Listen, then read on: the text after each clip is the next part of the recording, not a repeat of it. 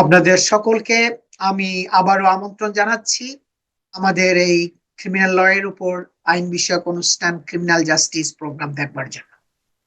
আমি আজম এন্ড কো সলিসিটরস এর principal solicitor Shafiul আজম। আপনারা জানেন এটা আমি খুবই বুঝি এবং অনেকে আমার কাছে বলে কি আজম সাহেব, আমাকে তো একজন ডিউটি লয়ার দিয়েছে, পুলিশ আমাকে অ্যারেস্ট করেছে, সেই 24 ঘন্টা 48 ঘন্টা পর্যন্ত অ্যারেস্ট করে রেখে দিয়েছে, কিন্তু আমি লয়ারের সাথে ঠিক মতো কথাও বলতে পারি না। সে আমার যে এই প্রবলেম, এই সমস্যা, এটা একটা পারিবারিক সমস্যা। আমার একটা আত্মীয় আমার কাছে রেপ অ্যালিগেশন করেছে, ওকে আমি বুঝাইতেও পারি নাই। এটা আমি প্রতিনিয়ত আমি শুনছি। ওকে, but it is understandable. Being accused of a crime can be extremely distressing. এটা আমি বুঝি সবসময়। একটা ক্রিমিনাল অ্যাকিউজেশন যখন আসবে, এটা খুবই কষ্টকর হয়, খুবই পীড়াদায়ক হয়। এটা এতে আমার বুঝতে কোনো অসুবিধা হয় না, এটা আমি বুঝি, সবসময় আমি বুঝি। যার জন্য আমি আমার ক্লায়েন্টের সাথে সবসময় কথা বলার চেষ্টা করি, তাদের বিভিন্ন প্রশ্নাদির উত্তর দিই, তাদেরকে কিভাবে হেল্প করা যায়, কিভাবে তাদের ডিফেন্সটাকে ঠিক মতো উপস্থাপন করা যায় কোর্টের মধ্যে, সেটার জন্য আমি সবসময় সচেষ্ট থাকি। Not only can such allegations severely impact your reputation and livelihood, your liberty may also be at stake. এবং এতে আপনার জানতে হবে, শুধু আপনার এই এলিগেশন গুলো, ক্রিমিনাল এলিগেশন গুলো যখন আসবে, সেটা শুধু একটা প্রভাব ফেলবে না আপনার সুনামের উপরে এবং আপনার লাইভলিহুডের উপরে, যে আপনাকে প্রিজনে যেতে হবে, আপনার লিবার্টি থাকবে না, স্বাধীনতা থাকবে না প্রিজনের মধ্যে গেলে। এটা আমরা সব সময় বুঝতে পারি। এটা ইম্প্যাক্ট করে, প্রভাবিত করে, সিভিয়ারলি ইম্প্যাক্ট আপনার রেপুটেশনের উপরে এবং লাইভলিহুডের উপরে, এবং your liberty also be at a stake. এগুলো আমরা সবসময় আমি বুঝি। If you are facing a criminal allegations, you need access to the best legal representation to defend you. সুতরাং আপনি যদি কোনো ক্রিমিনাল এলিগেশন ফেস করেন, পুলিশি তদন্ত ফেস করেন, ইনভেস্টিগেশন ফেস করেন, আপনাকে পুলিশের ইন্টারভিউ ফেস করতে হবে, আপনাকে কোর্টে ট্রায়াল ফেস করতে হবে, ম্যাজিস্ট্রেট কোর্ট বা ক্রাউন কোর্টে, ছোট হোক বড় হোক, আপনাকে বেস্ট লিগ্যাল রিপ্রেজেন্টেশন, যাদের অভিজ্ঞতা আছে, দীর্ঘদিনের অভিজ্ঞতা, যাদের ক্রিমিনাল ল এর উপর এক্সপার্টিজ আছে, তাদের কাছে আপনাকে যেতে হবে। আপনাকে immigration law, housing law, divorce law, property law, different areas of লয়ারের কাছে গেলে হবে না, আপনাকে যেতে হবে who specializes in the criminal law, who are experts in the criminal law, যারা শুধু ক্রিমিনাল ল এর উপরেই প্র্যাকটিস করে। সুতরাং তাদের কাছে আপনার ক্রিমিনাল ল এর আইন, যে প্রসিজার, ল এন্ড প্রসিজার যেগুলো আছে, সেগুলো সবসময় তাদের কাছে মানে নখে দর্পণে থাকবে, তাদের কাছে জানা থাকবে কি করতে হবে না করতে হবে, সবকিছু মানে ভাবার দরকার হবে না। Who can help you protect your reputation, যারা এক্সপেরিয়েন্সড, অভিজ্ঞতা সম্পন্ন, তারা সবসময় সচেষ্ট থাকবে আপনার রেপুটেশনকে প্রোটেকশন দেওয়ার জন্য, আপনার কর্মজীবনকে প্রোটেকশন দেওয়ার জন্য, আপনার পারিবারিক জীবনকে প্রোটেকশন দেওয়ার জন্য, এবং আপনি যে ক্রিমিনাল অ্যালিগেশন গুলো ফেস করতেছেন, সেগুলো কিভাবে আপনাকে প্রপারলি ডিফেন্ড করে, তার জন্য সবসময় সচেষ্ট থাকবে। Who can offer you representation at all stages of proceedings from first interview to final trial. যার আপনার অভিজ্ঞতা থাকবে, এক্সপার্টিস থাকবে, আপনাকে শুরু থেকেই শেষ পর্যন্ত আপনাকে রিপ্রেজেন্টেশন দেওয়ার জন্য, যাদের এক্সপার্টিস আছে, যাদের অভিজ্ঞতা আছে ক্রিমিনাল ল এর উপরে, সে দীর্ঘদিনের অভিজ্ঞতা, যারা শুরু থেকে শেষ পর্যন্ত আপনার কেসটাকে সেই পুলিশ স্টেশন থেকে শুরু করে magistrates court, crown court, even court of appeal, criminal ডিভিশনে, সব জায়গায় প্রত্যেক ধাপে ধাপে আপনাকে রিপ্রেজেন্টেশন দিতে পারবে।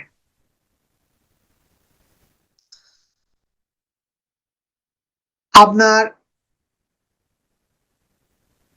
অনেক ধরনের অপরাধ আছে, অনেক ধরনের আপনার অফেন্স আছে, যেগুলোর জন্য আপনার প্রত্যেক দিন, প্রত্যেক সময় 24 ঘন্টা আপনার পুলিশ স্টেশন গুলো খোলা আছে, মানুষ অ্যারেস্ট হচ্ছে, এবং তাদেরকে চার্জ করা হচ্ছে, তাদেরকে কোর্টে পাঠানো হচ্ছে।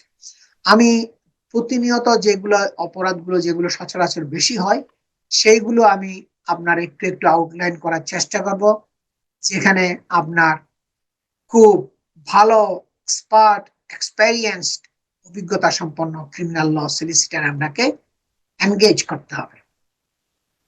প্রথম আমি বলবো ড্রাগ অফেন্সের উপরে। ড্রাগ অফেন্সটা বেশি হচ্ছে, আমি দেখছি যে ইভেন ইস্ট লন্ডনের এরিয়ার মধ্যে প্রচুর ছেলে মেয়েরা ড্রাগস এর জন্য অ্যারেস্ট হচ্ছে। সেটা বিভিন্ন ধরনের অপরাধ আছে, পজেশনের জন্য এক ধরনের অপরাধ আছে, সাপ্লাই করলে আরেক ধরনের অপরাধ আছে, সেটা আরেকটু বেশি ধরনের অপরাধ। আপনি যদি ড্রাগস কাল্টিভেশন করেন আরো বড় অপরাধ, আপনি ড্রাগস ট্রাফিকিং করলে সেটা আরো অনেক বড় অপরাধ। সুতরাং ড্রাগ অফেন্স গুলোর জন্য মানুষ অনেকেই আপনার চার্জ হচ্ছে, কোর্টে ট্রায়াল ফেস করতে হচ্ছে। আপনি যদি পজেশন অফ ক্যানাবিস হয় বা পজেশন অফ হেরোইন আপনার এই ধরনের মানে পজেশনের পায়, আপনাকে এটার জন্য পজেশনের জন্য আপনাকে চার্জ করবে। আর আপনার পজেশনে যদি বেশি অঙ্কের আপনার ক্যানাবিস পায় অথবা হিরোইন পায়, তাহলে আপনাকে তারা চার্জ করতে পারে সাপ্লাই করার জন্য। তারা বলতে পারে যে এটা তো একজনের খাওয়ার জন্য এটা যথেষ্ট, এটা তো অনেক বেশি পরিমাণ। যে পরিমাণে তোমার পজেশনে আমরা ড্রাগস পজেশনে পেয়েছি সেটা একজনের জন্য না, তুমি নিশ্চয়ই এটাকে সাপ্লাই করার জন্য, বেচা কিনা করার জন্য, অন্যদেরকে সাপ্লাই করার জন্য এটা পজেশনে রেখেছ। সুতরাং এটা আপনার আরো বড় ধরনের অপরাধ।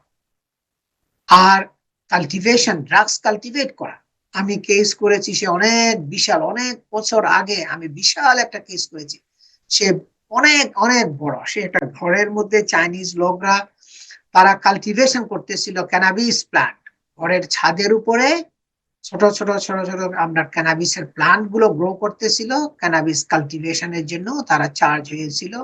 এটা মানুষ বুঝতে পারছে যে তারা ওখানে কাল্টিভেশন করতেছে এবং পুলিশকে রিপোর্ট করেছে, পুলিশ আসছে এবং পুলিশ দেখতে পাচ্ছে কি যে ঠিকই ওখানে তারা ক্যানাবিসের প্লান্ট গুলো গ্রো করতেছিল।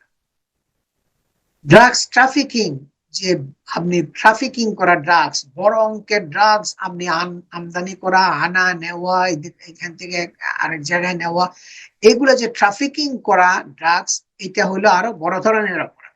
সুতরাং ড্রাগস এর জন্য কি ধরনের ড্রাগস আপনি ব্যবহার করছেন, সেটা কি হেরোইন না ক্যানাবিস, টাইপ অফ ড্রাগস, এটা একটা আপনার নির্ভর করবে অপরাধের মাত্রাটা কি হবে সেটা।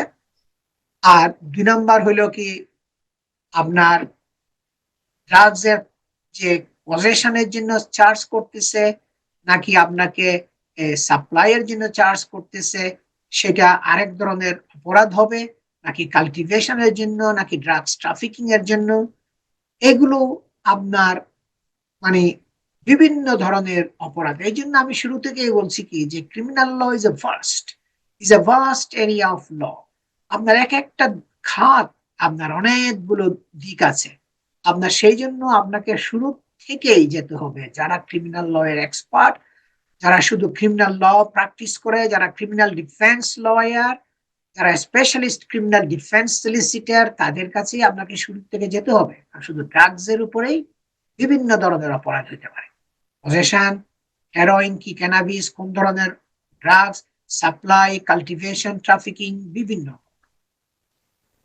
নাইফ ক্রাইম হচ্ছে অনেক বেশি বেশি, আপনার নাইফ নিয়ে ধরা পড়তেছে এবং আপনাকে হাতে নাতে পেয়েছে ব্লেডেড আর্টিকেল, যেগুলা প্রহিবিটেড আর্টিকেল, যেগুলো আপনার পজেশনে থাকাটা কোনো যুক্তিসঙ্গত কারণ থাকতে পারে না। আপনি এটার জন্য আপনার চার্জ হইতে পারে এবং আপনাকে ট্রায়াল ফেস করতে হতে পারে। আর একটা সচরাচর অনেকগুলো কেস হয় সেক্সুয়াল অফেন্সেস। অনেক ধরনের সেক্সুয়াল অফেন্স আছে, সেক্সুয়াল অ্যাসল্ট আছে, রেপ আছে, আপনার ইনডিসেন্ট ইমেজেস ডাউনলোড করা, আপলোড করা, ডিস্ট্রিবিউট করা, সবগুলো সেক্সুয়াল অফেন্সের মধ্যে পড়ে। আপনার কাউকে যদি আপনি অ্যাসল্ট করেন সেক্সুয়ালি, তাকে যদি তার পাঠকের মধ্যে হাত দেন, ব্রেস্টের মধ্যে হাত দেন, তার পারমিশন ছাড়া, তার কনসেন্ট ছাড়া, এবং আপনি সেটা যদি তারা যদি কমপ্লেন করে, তাহলে এটা সেক্সুয়াল অ্যাসল্টের মধ্যে পড়ে। এবং রেপ এলিগেশনটা হলো মোর সিরিয়াস নেচার অফ কেস, যেখানে আপনি তার কনসেন্ট ছাড়া তাকে সেক্সুয়াল ইন্টারকোর্স করেছেন এবং সে কোনো ধরনের কনসেন্ট দেয় নাই, অথবা আপনি রিজনেবলি বিলিভ করেন নাই যে তাকে সে কনসেন্ট দিচ্ছিল। এই ধরনের যদি হয়, রেপের কনসেন্ট যারা ছাড়া যদি সেক্সুয়াল ইন্টারকোর্স করা হয়, সেটা অনেক বড় ধরনের অপরাধ, যেগুলো শুধু ক্রাউন কোর্টে হয়। সুতরাং প্রায় সময় দেখা যায় সেক্সুয়াল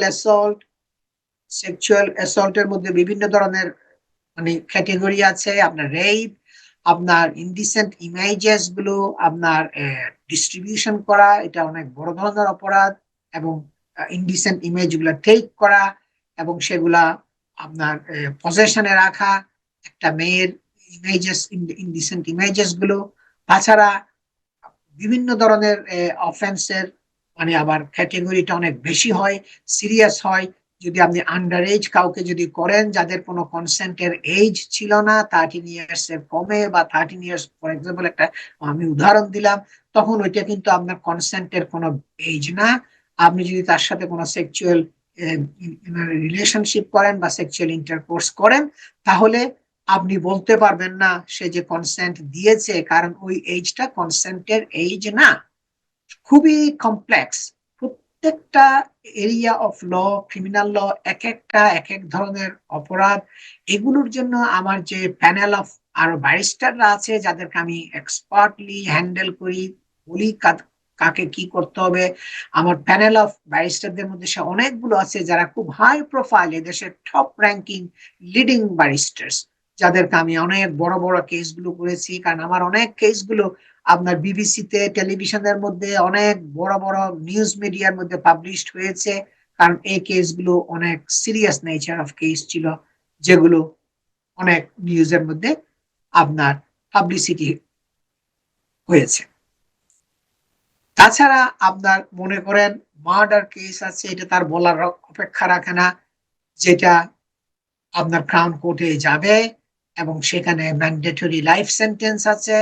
এগুলো হলো মোর সিরিয়াস নেচার অফ কেস, যেগুলোর জন্য আমি কিংস কাউন্সিল যাদেরকে এনগেজ করি। আমি দেখবেন আপনারা আজম এন্ড কো সলিসিটরস এর ওয়েবসাইটে গেলে গোটা 8-9 জনের মতো আছে। এছাড়া আমার কাছে আরো অনেক কিংস কাউন্সিলরা আছে আমার প্যানেলের মধ্যে, কারণ সবাইকে তো ওয়েবসাইটের মধ্যে অ্যাকোমোডেট করা যায় না।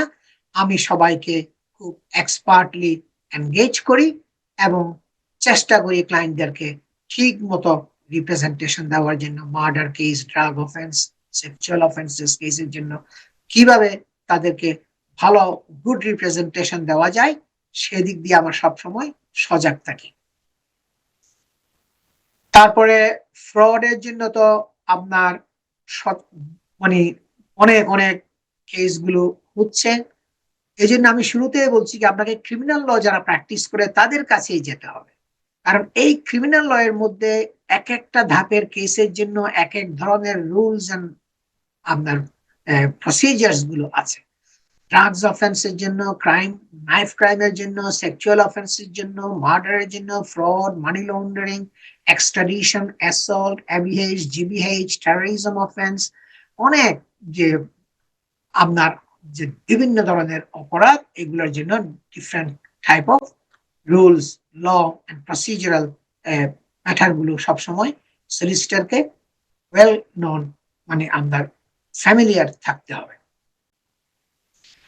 মনে করেন ইন্স্যুরেন্স ফ্রড আছে, যেটা অনেক অনেক বেশি হয়।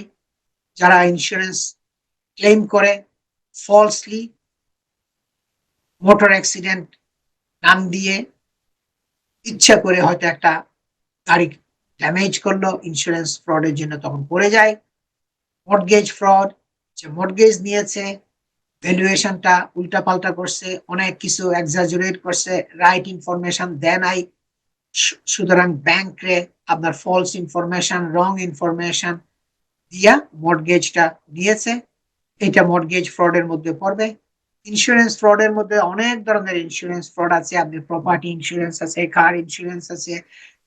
যখনই আপনি ফলস ইনফরমেশন দিবেন, যে রাইট ইনফরমেশন ডিসক্লোজ করবেন না, এবং আপনি মানে মিসলিডিং, আপনার ডিসেপটিভ ইনফরমেশন দিয়েছেন ইচ্ছা করে, যে আপনি যেন একটা গেইন করতে পারেন, ফাইন্যান্সিয়াল গেইন করতে পারেন, এই জন্য এগুলোকে বিভিন্ন ফ্রড আপনার এলিগেশনের মধ্যে আসে, যেগুলো আপনার ক্রাউন কোর্টের মধ্যেই হয়, যেগুলো ট্রায়াল ম্যাজিস্ট্রেট কোর্টের কোনো জুরিসডিকশন থাকে না।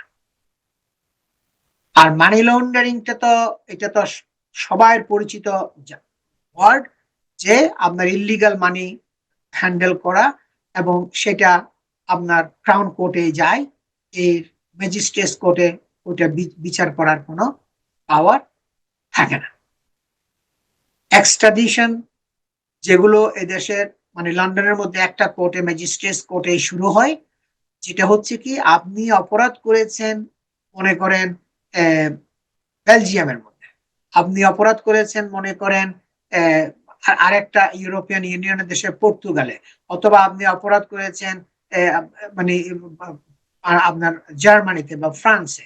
ওরা কিন্তু আপনার রিকোয়েস্ট করতে পারে ইউকে অথরিটিকে, যে তোমরা এই অপরাধীটা তোমাদের দেশে আছে, তাকে এখানে এসে ট্রায়াল ফেস করতে হবে। এটা এক্সট্রাডিশন ট্রিটির মাধ্যমে আপনার আমেরিকা থেকে বলেন, কানাডা থেকে বলেন, তারা বলতে পারে তোমরা তোমাদের এই মানে তোমাদের সিটিজেন, এই পার্সন তোমাদের ন্যাশনাল, তাকে আমাদের দেশে এসে ট্রায়াল ফেস করতে হবে, তাকে আমাদের দেশে পাঠাইয়া দাও।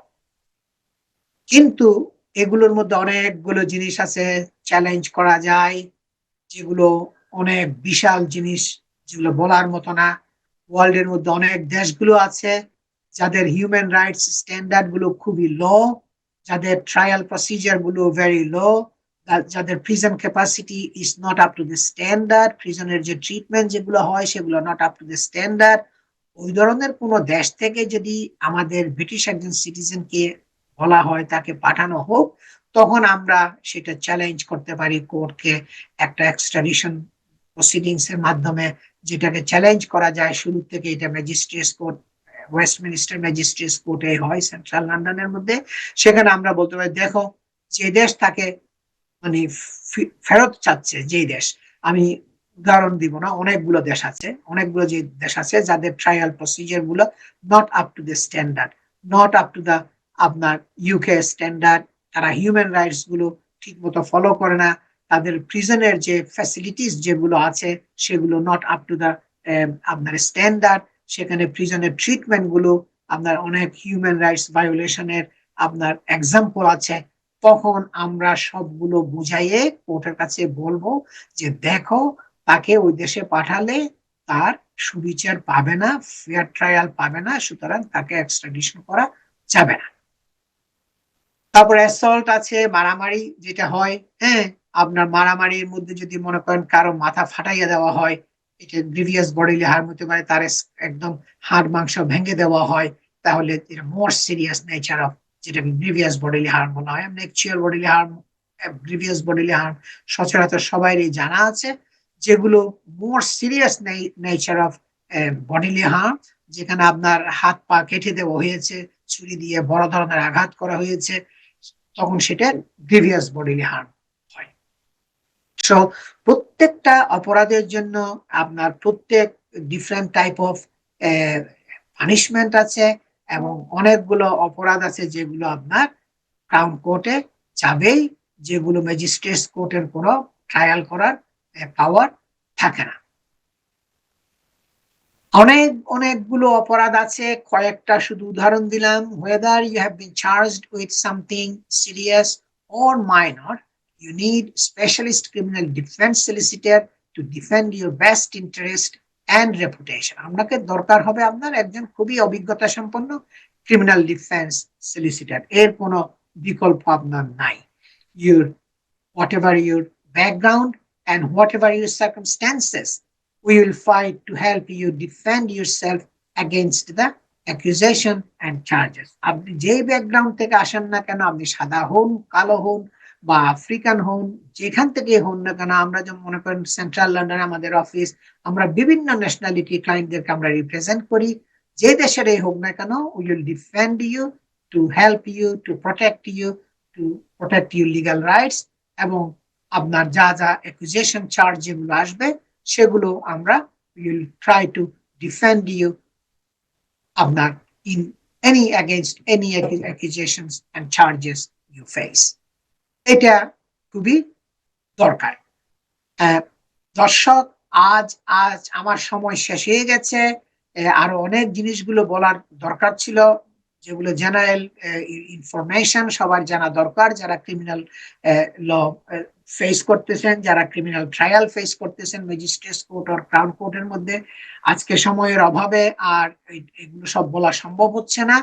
আপনারা আজকের প্রোগ্রামটা আবার কাল সকাল 9:30 থেকে 11টা পর্যন্ত এনটিভিতে আবার দেখতে পারবেন, এটা রিপিট দেখানো হবে।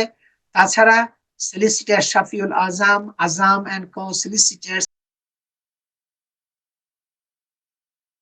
কখনো আপনারা আজকের এই প্রোগ্রামের লিংক পাবেন, আপনারা এই প্রোগ্রামটা দেখতে পারবেন। সবাই ভালো থাকুন, সুস্থ থাকুন, এবং সকলের প্রতি আমার শুভকামনা থাকলো। আসসালামু আলাইকুম।